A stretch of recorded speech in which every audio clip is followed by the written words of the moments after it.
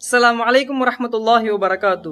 இஸ்லாத்தின் புதிய ஆண்டில் முஹர்ரம் மாதத்தில் நாம் எல்லாம் இருக்கின்றோம். சென்ற வருடம் நம்மோடு இருந்தவர்கள் இந்த வருடம் இல்லை.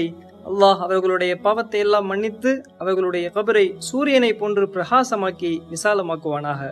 சென்ற வருடம் நாம் செய்த அனைத்து பாவங்களையும் அல்லாஹ் மன்னித்து நம்மளுடைய அனைத்து அமல்களையும் அல்லாஹ் ஏற்றுக்கொள்வானாக. இந்த முஹர்ரம் மாதம் ஷஹ்ருல்லாஹ், அல்லாஹுடைய மாதமாகும். சஹாபாக்கள் கேட்டார்கள், யா ரசூலுல்லாஹ், ரமதானுடைய மாதத்திற்கு பிறகு எந்த மாதத்தில் நோன்பு வைப்பது சிறந்தது என்று கேட்டார்கள்.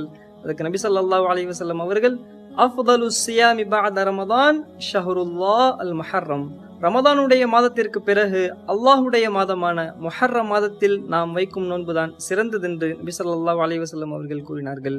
இந்த புதிய ஆண்டில் நாம் எல்லாம் பாவத்தை விட்டு விலகி அதிகமாக நன்மைகள் செய்து அல்லாஹ்வின் பொருத்தத்தை பெறவும் நம் குடும்பத்தில் நிம்மதியான ஆரோக்கியமான வாழ்க்கையை வாழவும் அல்லாஹ் நம் அனைவருக்கும் உதவி செய்வானாக.